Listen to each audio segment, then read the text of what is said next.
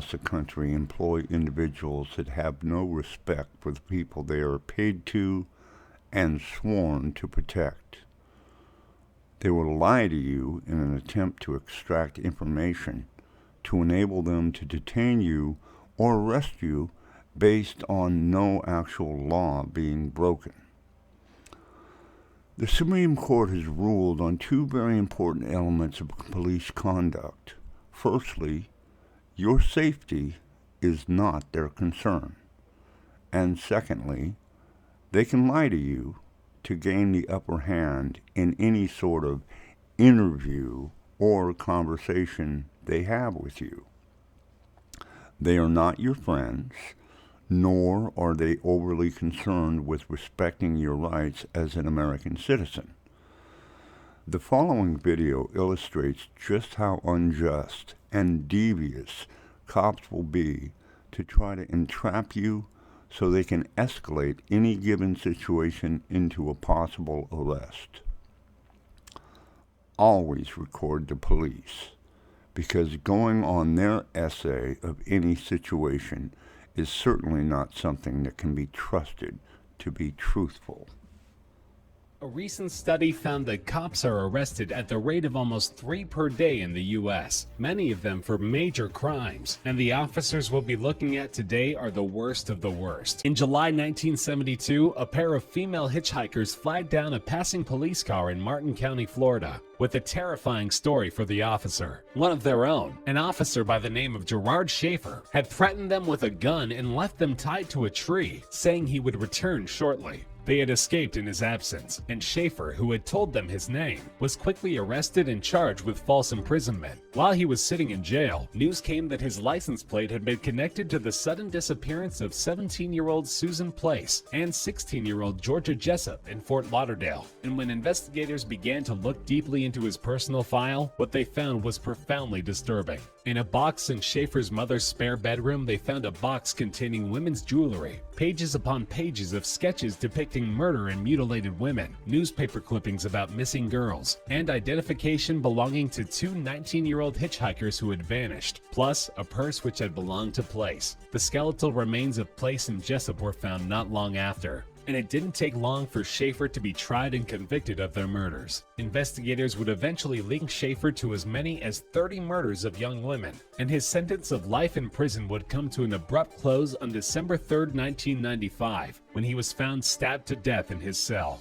As the first African-American to serve as sheriff of DeKalb County, Georgia, Sidney Dorsey was esteemed within his department. But that particular sheriff's office had a long history of corruption, and unfortunately Dorsey was no different from his predecessors in that respect. As the 2000 election approached, Dorsey was under investigation for such abuses as assigning personal tasks to his deputies and abusing contracts with the county jail. Dorsey's opponent in the election, Derwin Brown, promised to put an end to the corruption and clean house if elected, a platform which delivered him a decisive victory over Dorsey. Whether motivated by fear of the discovery of his abuses, bitterness over his loss, or both, Dorsey decided that his defeat would not stand. He put out a hit on Brown, and just days before the victorious candidate was sworn in, he was shot 12 times and killed while standing in the driveway of his home. The investigation quickly zeroed in on Dorsey, and in 2002 he was convicted of ordering the murder of his rival and sentenced to life in prison. Strangely, violence continues to haunt the ex-sheriff's family. In early 2018, his 51-year-old son, Sidney Dorsey Jr., was found shot to death in a case that has yet to be solved. Manuel Pardo had a checkered history as a law enforcement officer. After being fired from the Florida Highway Patrol in 1979 for falsifying tickets, he settled down into a job with the Sweetwater PD in Dade County. He was one of 4 officers charged with police brutality in a 1981 incident, but all 4 cases were dismissed, and the Sweetwater PD dismissed him in 1985 after he perjured himself during the trial of a colleague accused of drug smuggling. But he was saving his most egregious criminal activity for his final act. Over 3 months in 1986, Pardo robbed a series of residences belonging to local drug dealers, and during the commission of the robberies, killed 6 men and 3 women.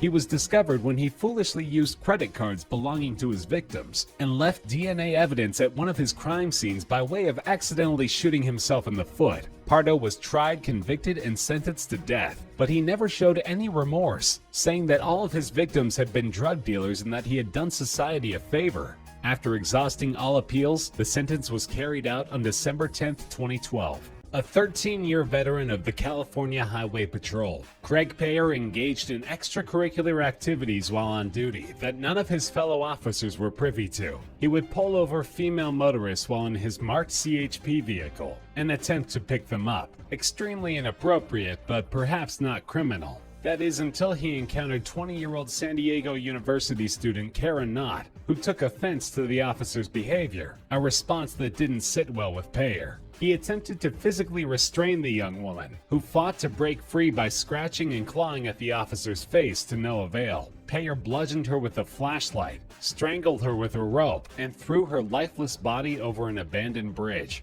Upon her discovery, tips immediately began to pour in from other women whom Payer had approached, and the investigation quickly focused on the cop. When forensic evidence was found on the hood of Payer's car, the jig was up. He was arrested, tried, and convicted of Knott's murder, and sentenced to 25 years to life in prison. He remains in prison today, having been denied parole no fewer than 3 times. Drew Peterson was a 30-year veteran of the Bolingbrook, Illinois police force, with a sterling reputation and a dark secret. In 2004, his then-wife Kathleen Savio was found dead in their home in an apparent accidental drowning in the bathtub. The results of her autopsy were inconclusive, and nobody thought to suspect the officer of foul play. That is until 2007, when Peterson's new wife, Stacy, went missing. Although her body hasn't been found to this day, the circumstances of Stacy Peterson's disappearance were suspicious enough that Savio's body was exhumed, and a second autopsy was performed. And this time, the examiner found that the body showed signs of a struggle and ruled her death a homicide. After a lengthy trial, Peterson was convicted in 2008 of the first-degree murder of his wife, drawing a 38-year prison sentence.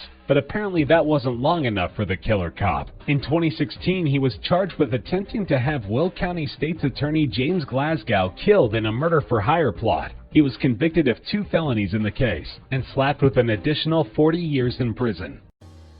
When Abner Luima was arrested for fighting outside a New York nightclub in 1997, he could not have known that he was in for a nightmare that would quickly become national news. Responding officer Justin Volpe, along with others, beat Luima with nightsticks, radios, and their fists on their way to the station, but they were just warming up. Stripped of his clothes and placed in a holding cell, Luima, who was handcuffed throughout, could only helplessly submit as Volpe and fellow officers Charles Schwartz brutalized him, continuing to beat him before violating him sexually with a broomstick, which they also jammed repeatedly into his mouth, breaking several teeth. The attack left Luima with internal injuries that required 3 surgeries to repair, and the media quickly picked up on the incident, leading to a demonstration outside City Hall which was 7,000 protesters strong. In 1999, Volpe and 4 other officers were tried and convicted of violating Luima's civil rights. Schwartz was given 15 years for assisting in the attack, while 3 others were given lesser sentences for attempting to help cover it up. But Volpe, the instigator and chief assailant, was handed a sentence of 30 years without the possibility of parole.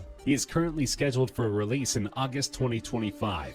Oklahoma City police officer Daniel Holtzclaw was living a double life in late 2013 and early 2014 as a decorated veteran of the force and a sexual predator of the highest order. For over 6 months, Holtzclaw would routinely pull over women and run background checks on them. And if he found any outstanding warrants, he would coerce them into sexual favors rather than bringing them in. His luck ran out when he sexually assaulted a 57-year-old woman who had no such outstanding warrants, and who promptly filed a complaint with the Oklahoma City PD. Holtzclaw was placed on administrative leave while investigators conducted a thorough auditing of all the times he had run background checks on women, then contacted those women, nearly all of whom had tales of their own to tell about Holtzclaw's predatory behavior. At his trial, Holtzclaw's attorney attempted to discredit the victims by bringing up their criminal records, but the jury found that Holtzclaw had selected his victims for this very reason. He was eventually convicted on 18 charges related to stalking and sexual assault, and sentenced to a whopping 263 years in prison.